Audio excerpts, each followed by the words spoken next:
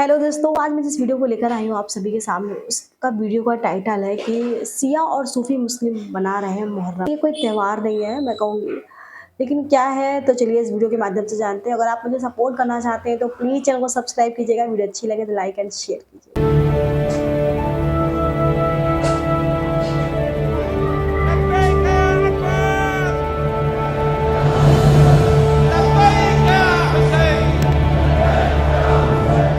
प्यासों ने अपने होंठ न रखे फुरात पर, दुनिया में ये पानी को पहली शिकस्त थी।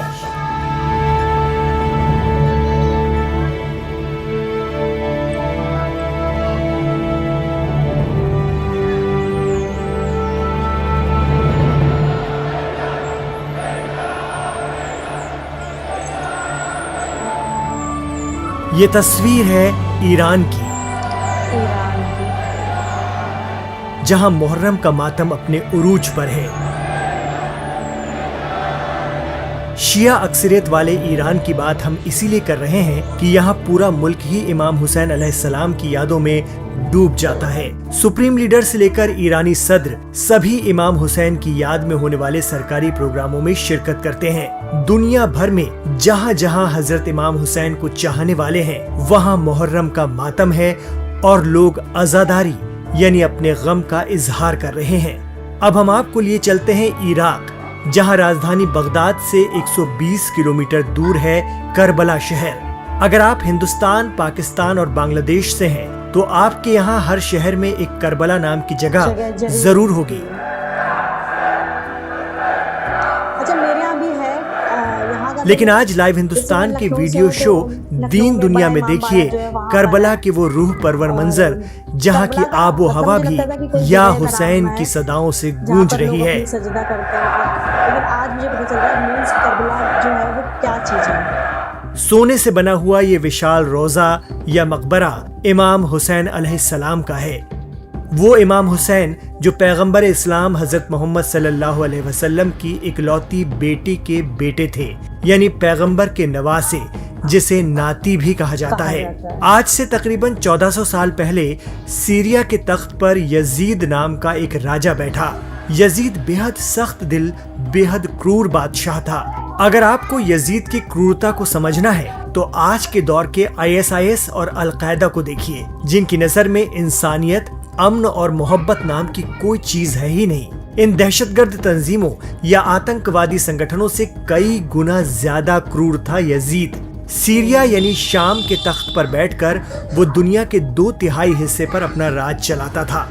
कहा जाता है कि उसके दौर में कोई भी चैन से जिंदगी नहीं गुजार पा रहा था। इंसानियत पीछे हो गई, हैवानियत सर चढ़कर बोलती थी।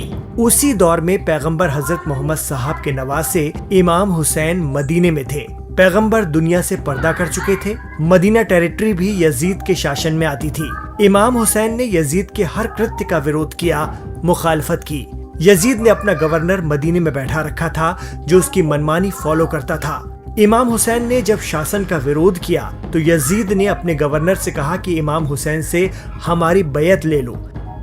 बैत यानी शासन के आदेशों को मानने की शपथ। इमाम ने जवाब दिया कि मैं हरगिज यजीद की बैत तो नहीं करूंगा।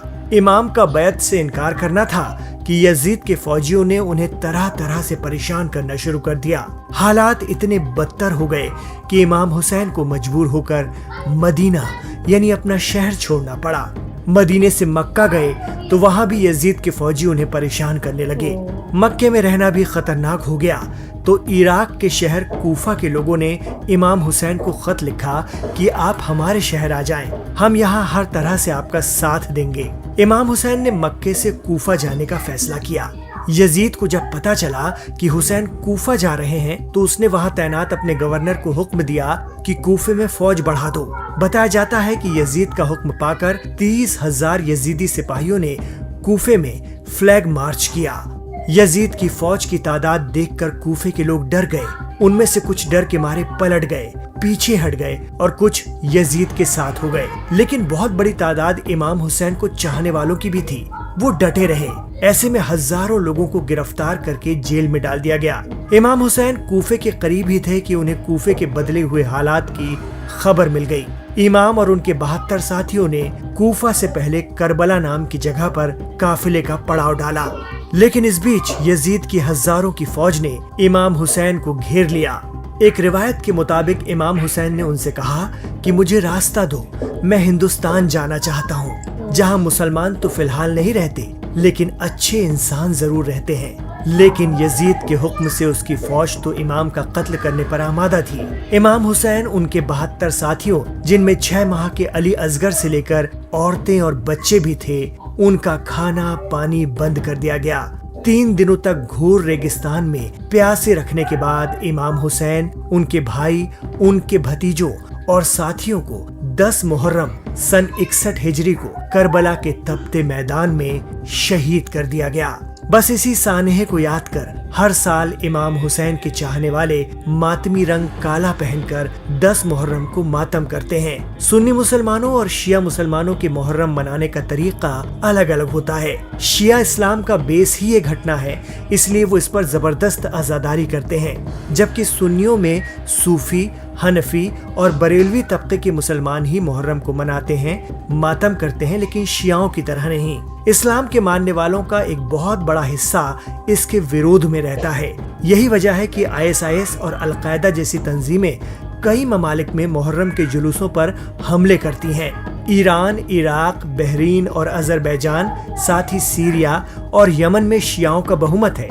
वहाँ तो गमे हुसैन होता ही है, जबकि भारतीय उपमहाद्वीप के सुन्नी मुसलमान भी मुहर्रम मनाते हैं, लेकिन इनमें अहले हदीस, वहाबी और सलाफी मुसलमान मुहर्रम को लेकर न्यूट्रल रहते हैं या इसे नहीं मनाते हैं। भारतीय उपमहाद्वीप में तो शिया और सूफी मुसलमानों के साथ बहुत से दीगर कम्युनिटी के लोग भी मुहर्रम के मातम का हिस्सा बनते हैं। उनके लिए भी इमाम हुसैन और 72 शहीद मासूम हैं, जिनके साथ ही रसूल इस्लाम का पूरा कुनबा खत्म हो गया और इसे खत्म करने वाले भी मुसलमान ही कहे जाते थे। फरात नाम के दरिया के पास बिना पानी के शहीद हुए थे हुसैन। दानिश्वर बताते हैं, पानी हार गया और हुसैन जीत गए। वो कहते हैं ना कि जो इतना जालिम हो सकता है, उस इंसान का कोई दीन, कोई धर्म नहीं होता है। मतलब 6 महीने के बच्चे को आप इस तरीके की सजाएं दे रहे हैं, और तो उससे बड़ा मुझे नहीं लगता है कि कोई भी इंसान होगा। बाकी कहते हैं ना, सच हमेशा जीतता है, वो किसी भी धर्म में हो। तो जिस हिसाब से उन्होंने अपनों के लिए कुर्बानी दी, लोग उन्हें आज भी याद कर रहे हैं और शायद ज़िंदगी भर याद करेंगे। तो कैसी लगी आपको ये जानकारी, आप मुझे बता सकते हैं। अगर आपकी भी कोई रिक्वेस्ट वाली वीडियो तो आप मुझे कमेंट बॉक्स में भी शेयर कर सकते हैं, और मैं उस पर रिएक्ट जरूर करने की कोशिश करूँगी। बस इतनी सी रिक्वेस्ट है कि सपोर्ट करें, चैनल को सब्सक्राइब करें। मिलती हूँ आपको अपनी नेक्स्ट वीडियो में। टेक केयर है, बाय बाय।